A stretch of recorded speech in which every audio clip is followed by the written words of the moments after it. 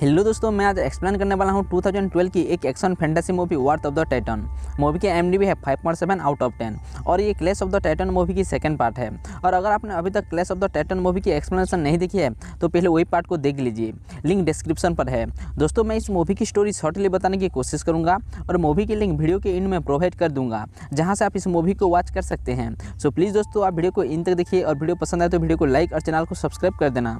तो फिर चलिए दोस्तों, वीडियो को स्टार्ट करते हैं। मूवी के शुरुआत में हमें दिखाया जाता है क्रैकन को मारकर दुनिया को बचाने के बाद अब पर्सियस एक आम आदमी की ज़िंदगी जी रहा है। हालांकि उसके पिता ज्यूस उसे स्वर्ग में रहने के लिए इन्वाइट किए थे, परंतु पर्सियस उन्हें मना कर देता है। यहाँ तक कि जब किस्मत ने उसके पत्नी लोग को भी उससे छीन लिया, फिर भी वो अपने पिता या फिर कोई दूसरे देवता से मदद नहीं मांगा। अब पर्सियस का एक बेटा है जिसका नाम हिलियस है और वो अपने बेटे को एक मछुआरा बनाना चाहता है, ना कि एक योद्धा। पर्सियस अपने बेटे से बहुत प्यार करता है, इसीलिए वो हिलियस को देवता और राक्षस दोनों से दूर रखा है। अब रात को पर्सियस से मिलने उसके पिता ज्यूस आते हैं और वो बताते हैं एक बहुत बड़ी मुसीबत आने वाला है, क्योंकि पाताल से धरती पर अब राक्षस आने लगे हैं और हमारी शक्ति भी कम होती जा रही है, क्योंकि इंसानों ने हमें पूजना बंद कर दिया है। और ऐसे चलेगा तो धीरे धीरे सारे देवता भी एक दिन मर जाएंगे और तभी मेरे पिता क्रोनो पाताल से बाहर आ जाएंगे, जो पाताल में कैद हैं। और क्रोनो के पाताल से बाहर आने का मतलब है पूरे ब्रह्मांड की सर्वनाश, इसीलिए तुम्हें हमारी मदद करनी होगी और हम सबको मिलकर क्रोनो को रोकना होगा। बट पर्सियस उन्हें मना कर देता है और ज्यूस को वहां से जाने को कहता है। इसके बाद ज्यूस पोसेइडन और ज्यूस के बेटे एरिस पाताल लोक में जाते हैं हेडिस से मिलने। ज्यूस हेडिस से कहते हैं पाताल से राक्षस धरती पर जा रहे हैं, इसलिए हम लोग को मिलकर पाताल के द्वार को बंद करना होगा। बट हेडिस ज्यूस के प्रस्ताव को मना कर देता है और उन पर हमला कर देता है। यहाँ ज्यूस के बेटे एरिस ज्यूस के साथ धोखा करता है। वो पहले से ही हेडिस के साथ मिला होता है और ये दोनों मिलकर ज्यूस को पाताल में बंदी बना लेते हैं। दूसरी तरफ पाताल के द्वार से बहुत सारे अजीब क्रिएचर बाहर निकल रहे होते हैं और उनमें से एक 2 मुंह वाला ड्रैगन पर्सियस की गांव पर भी अटैक कर देता है। पर्सियस लोगों को बचाने के लिए उसके साथ लड़ता है और इनमें पर्सियस उसे भी मार देता है। इसके बाद पर्सियस अपने बेटे को लेकर एक पहाड़ के ऊपर जाता है, जहाँ ज्यूस के एक पुराने टेम्पल था। वो वहाँ अपने पिता से मिलने गया था, इसलिए पर्सियस अपने बेटे को प्रयास करने के लिए कहता है। बट वहाँ ज्यूस के बदले पोसेइडन आ जाता है और पर्सियस से कहता है हेडिस और एरिस मिलकर क्रोनो की मदद कर रहे हैं और वो दोनों ज्यूस को पाताल में कैद करके रखे हैं और अब सिर्फ तुम सबको बचा सकते हो। तभी पर्सियस कहता है मैं तो आधा देवता और आधा इंसान हूँ, मैं अकेले क्या कर सकता हूँ। तभी पोसेइडन बताते हैं मेरे बेटे एजनोर प्रिंसेस एंड्रोमेडा की कैद में है, वो भी आधा देवता और आधा इंसान है। उसके पास जाओ, वो तुम्हें हेफेस्टिस के पास ले जाएगा, जिन्होंने पाताल की कैद खानों के निर्माण किया था।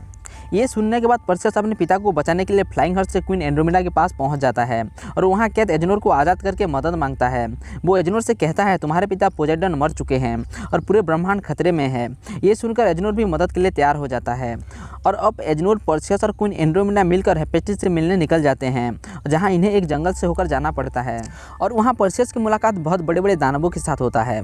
यहाँ पर्सियस और दानवों के बीच फाइट होता है और इनमें पर्सियस पोसेइडन के हथियार की मदद से उन्हें हरा देता है और फिर ये सब लोग हेफेस्टिस के पास पहुंच जाते हैं।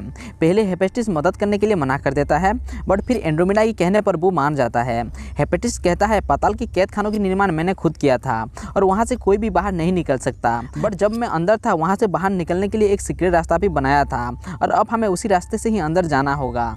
और अब ये सारे लोग वही सीक्रेट रास्ते की ओर निकल जाते हैं और जब ये वही सीक्रेट रास्ते के बिल्कुल करीब होते हैं तभी एरिस इन पर हमला कर देता है। एरिस युद्ध के देवता होता है, इसीलिए उसके सामने कोई भी टिक नहीं पाता।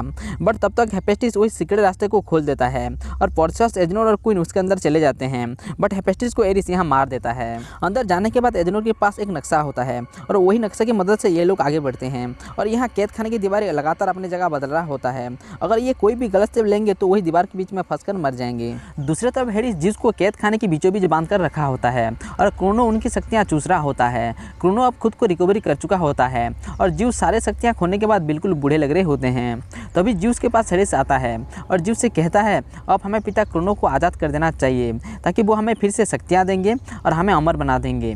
तभी ज्यूस कहते हैं तुम गलत सोच रहे हो भाई, अगर क्रोनो आज़ाद हो गया तो पूरे ब्रह्मांड तबाह हो जाएगा।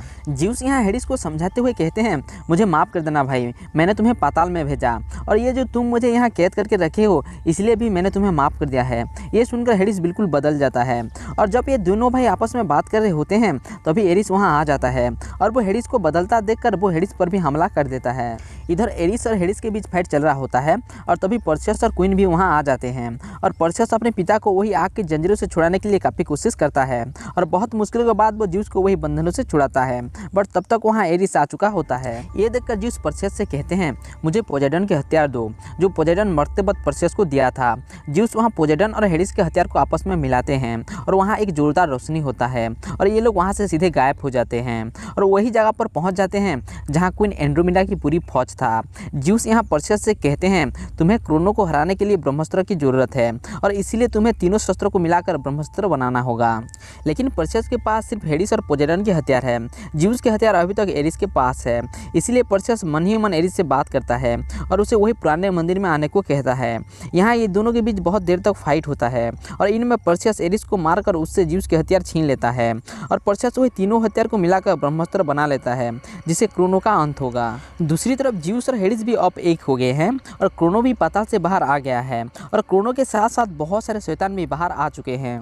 क्वीन एंड्रोमेडा की पूरी फौज और ये दोनों भाई ज्यूस और हेडिस मिलकर क्रोनो के सामना कर रहे होते हैं, बट फिर भी क्रोनो सब पर भारी पड़ रहा होता है। तभी पर्सियस अपनी फ्लाइंग हर्ष से ब्रह्मास्त्रों के साथ वहां पहुंच जाता है और ब्रह्मास्त्रों को क्रोनो की बॉडी के अंदर ही छोड़ देता है, जिसे एक बहुत बड़ा ब्लास्ट होता है और क्रोनो की अंत होता है। इनमें ज्यूस अपनी सारी शक्तियाँ खो चुके थे, इसीलिए उनका भी मौत हो जाता है और वो मिट्टी बन जाते हैं। हेडिस फिर से पाताल में चला जाता है। फिर पर्सियस क्वीन एंड्रोमेडा के पास जाता है जो कि पर्सियस से अभी भी बहुत प्यार करती है और फिर ये दोनों एक किस करते हैं और यहाँ ये मूवी की द एंड होता है।